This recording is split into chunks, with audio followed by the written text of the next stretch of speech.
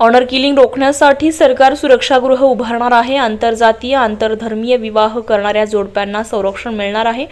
Honour killing सारख्या गुन्ह्यांना रोखण्यासाठी सरकार आता पोलीस बंदोबस्त असलेले सुरक्षागृह उभारणार आहे।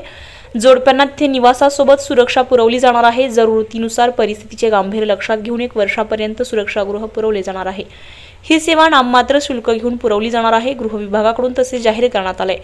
जात पंचायत मूठमाती अभियानाने या निर्णयाचे स्वागत केले। राज्य कार्यवाह कृष्णा चांदगुडे यांनी त्याचे पत्रक प्रसिद्ध केले।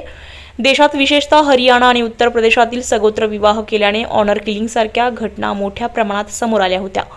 भारतीय राज्यघटनेने व्यक्तीला दिलेल्या जीवितेच्या स्वातंत्र्याच्या आणि समानतेच्या मूलभूत अधिकारावरच हा घाला असल्याने अशा प्रकारच्या गुन्ह्यांना पायबंद घालण्यासाठी शक्ती वाहिनीने सर्वोच्च न्यायालयात याचिका दाखल केली होती।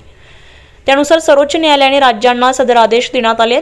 सर्वोच्च न्यायालयाच्या आदेशानुसार राज्यात यापुढे आंतरजातीय आंतरधर्मीय विवाह करणाऱ्या जोडप्यांना सुरक्षा पुरवण्याच्या अनुषंगाने प्रत्येक जिल्ह्यात पोलीस अधीक्षक किंवा पोलीस आयुक्तांच्या अध्यक्षतेखाली विशेष कक्ष स्थापन करण्यात येणार आहे।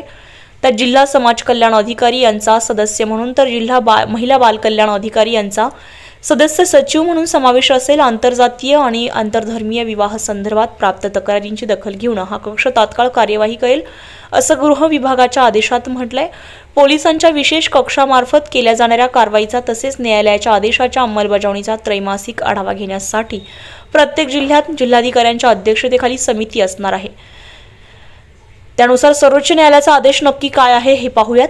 सर्वोच्च न्यायालयाच्या आदेशानुसार आंतरजातीय आंतरधर्मीय विवाह करणाऱ्या जोडप्यांना धमकी आल्यास आणि अशी तक्रार प्राप्त झाल्यास अप्पर पोलीस अधीक्षक दर्जाच्या अधिकाऱ्याने 1 आठवड्याच्या आत तपास करून अहवाल सादर करावयाचा आहे। पोलीस उपअधीक्षक दर्जाच्या अधिकाऱ्याने तक्रार दाखल करून पुढील कार्यवाही करायची आहे। अशा जोडप्यांना संरक्षण द्यायचे, विवाह इच्छुकांना आवश्यक सहाय्य करायचं आहे असं न्यायालयाच्या आदेशात म्हटलंय।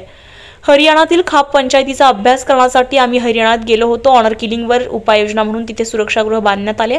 त्याच धर्तीवर महाराष्ट्रात असे सुरक्षागृह उभारण्यात यावी अशी मागणी जात पंचायत मूठमाती अभियानाने वेळोवेळी राज्य सरकारकडे केली होती। सर्वोच्च न्यायालयाच्या निर्देशानुसार अशी उपाययोजना होत असल्याने ऑनर किलिंगच्या घटना रोखता येईल।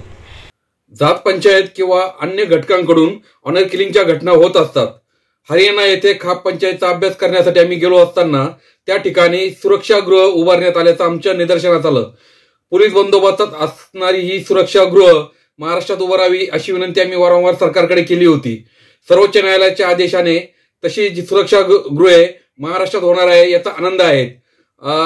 विवाह करू इच्छिणाऱ्या किंवा झालेल्या जोडप्यांना जर कुणाची भीती असेल, धाक असेल तर त्या ठिकाणी त्यांना 1 वर्षापर्यंत सुरक्षा सहित रहिवासाची सोय करण्यात येणार आहे। हे आनंददायी आहे। त्यामुळे ऑनर किलिंगचे प्रमाण घटेल असं आम्हाला वाटतंय। द हिंद न्यूज साठी सतीश रुपवते, नाशिक।